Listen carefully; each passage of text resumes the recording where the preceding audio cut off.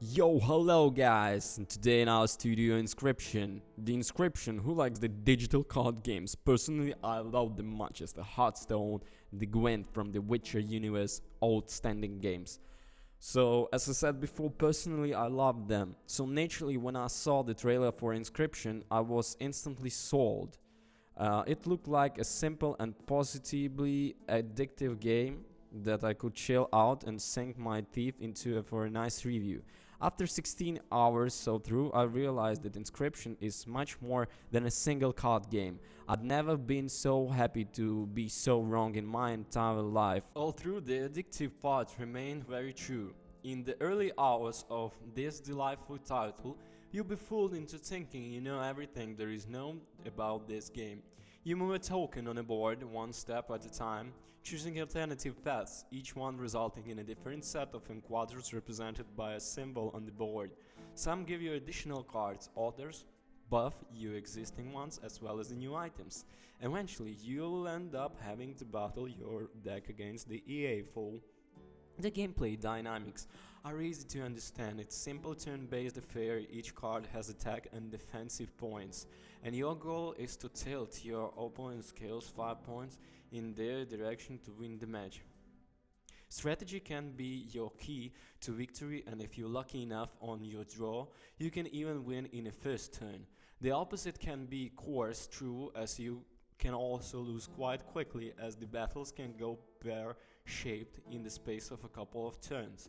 Boss battles add an extra element to the formula, and once you understand what they are, you can strategize accordingly to secure the win and move to the next act. Naturally, you're going to lose a lot as you plot through, etc. Sometimes it's unlucky, often it's a bad deck building or generally bad planning. Don't read too much through, you mean to lose that there are some roguelike elements that enable you to have better cards and items to help you on the next run. Right here, you're probably drawing a picture in your mind about what Inscryption is all about and what to expect. Don't worry, my brain did, even through the game was hitting at some mysteries and lore in between my turns. Nothing really prepared for me will happen once I beat in the first boss. Without dumping any spoilers here, the game changes. More story, more mystery, and flicking the core gameplay on its head. This meant learning new rules, figuring out new strategies, and building decks that complement them. Inscryption continues to go this right up until the end. Finishing the game will likely leave you with many questions in your head. Due to the nature of game, you'll likely miss a bunch of secrets through your first playthrough. To find the answers, you find an abundance of help from the community that has tried into the ARG elements that Inscryption has woven to experience. Your opponent isn't simulating another player and doesn't play by the same rules. He's more like a dungeon master, the dealer of the hands of fate, narrating in quarters and putting on voices and masks no portray NPC as you cross a map. There's a gold in camp cards. He holds there as Prosector, a boss enemy whose pickaxe transforms cards into rocks. Then he takes off the mask and sets up for minutes around a campfire to play out a scene with suspicious starving travelers who offer to warm one of your beasts by their fire. He may be a murderous kidnapper, but he puts in so much effort I kind of respect him. I spent hours in the Elder Scrolls Legends playing through the single-player storylines, which are fun for their twist. A stone wall across the middle of the table, a storm-tossed pirate ship that slides card back from fort. Inscryption twist can be just as noble. For one match, every war card giant, the ability to fly in another, a hoop drags my cards across the board and turns them against me. Inscryption is the work of Daniel Mullins Games, who previously made Pony Island and then Hex.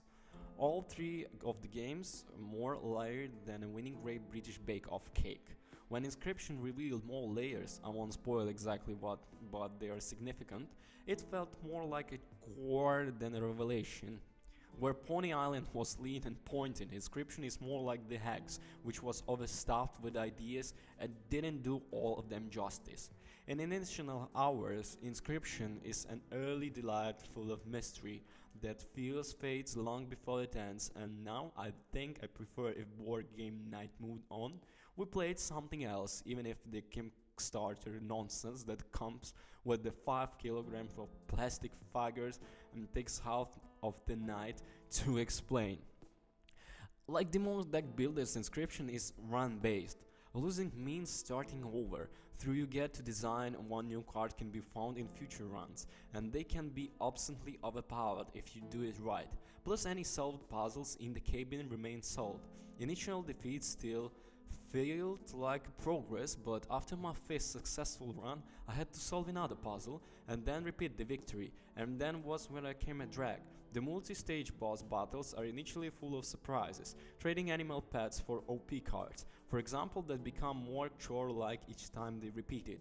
The lovely creepiness of a game in which cards beg not to be sacrificed, and fungal doctors offered to solve them apart and stage them together, was eroded by and repetition. So, Inscryption is full of charm, humor and healthy dose of mystery. Forget what you know about this game, it's so much more. It's the type of game you revisit, talk about every day, buy for your friends to join on the action. It's simply that good. Definitely a game you want to grab today. Inscryption is so much more of a game than my brain ever thought it could be. At every turn I surprised and surpassed my expectation. Brilliant from start to the finish. Links in the description. Peace. And don't you forget, guys, to subscribe. Thank you so much.